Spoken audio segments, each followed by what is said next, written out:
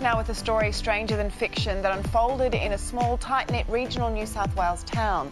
The story of a woman so desperate for money, she'd kill for it. All farmer Matthew Dunbar ever wanted was to find love and start a family of his own. So when he met Natasha Darcy, he didn't hesitate in signing over his multi-million-dollar estate. Soon afterwards, he was found dead in an apparent suicide. His new partner making the chilling call to 000 in the early hours of the morning. In a bizarre twist, the first paramedic on scene was Natasha's ex-husband, a man she was once charged with trying to kill.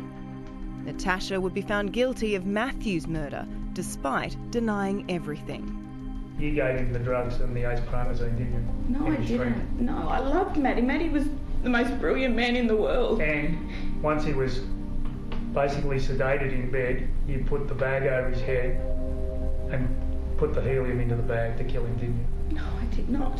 And the reason that you did that was because you well and truly knew that you were in line for the will and that you were going to inherit the property. That's not Did true. you? No, it's not true. A callous crime that earned her the name the Widow of Walcha.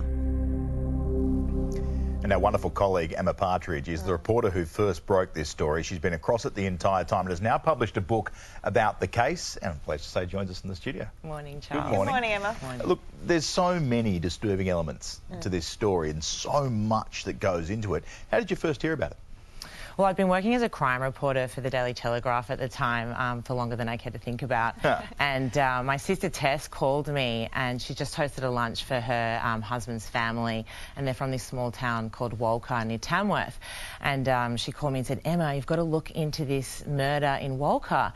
Apparently there had been a very much loved farmer called Matthew Dunbar who had died in suspicious circumstances, and Tom, my brother-in-law's family, were telling him this widow was still walking around town free and nobody could understand why she hadn't been arrested. And the town knew quite a bit of detail, that he had been gassed with helium, that this woman had tried to source RAM sedatives in the lead up to his death.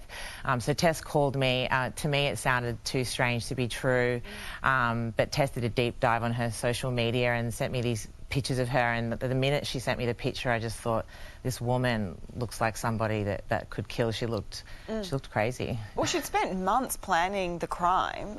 Were you surprised at how much evidence she actually left behind?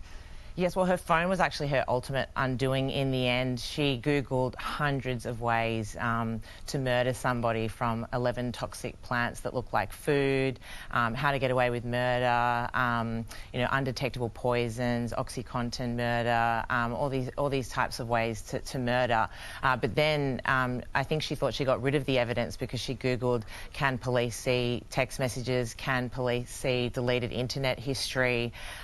So she thought she wiped her phone, but the police took her phone shortly after Matthew's death, and they were able to retrieve all these murderous searches, which also coincided with the time she was buying all the different types of drugs that she used to kill Matthew.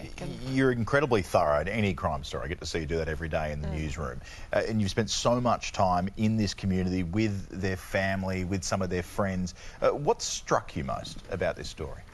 What struck me most was that the town knew what she had done before she was arrested. So it's a very small town, a very tight-knit community, beautiful people, and they loved Matthew. He was very much part of the fabric of the community. So they knew all the details of the case before they had been reported. So it was actually the local vet, alarm bells went off because Natasha went in there and tried to buy these RAM sedatives that she had no use for. So she made a statement with police, and the most incredible thing is that the police were looking into her and what she might be trying to do to Matthew before she killed Matthew. Everybody in town knew that Matthew, all he ever wanted was love and a family of his own. He was very lonely, and Natasha and her children represented this instant family to him. And I think they knew that something was going to go wrong, but everybody was powerless to stop her. Well, it's an intriguing story and a great read. Congratulations. Yeah, well done. And great that the family and the town have justice, and that's largely thanks to your investigation, so thank you. Thanks, guys. Emma's book, The Widow of Walcha, is available now.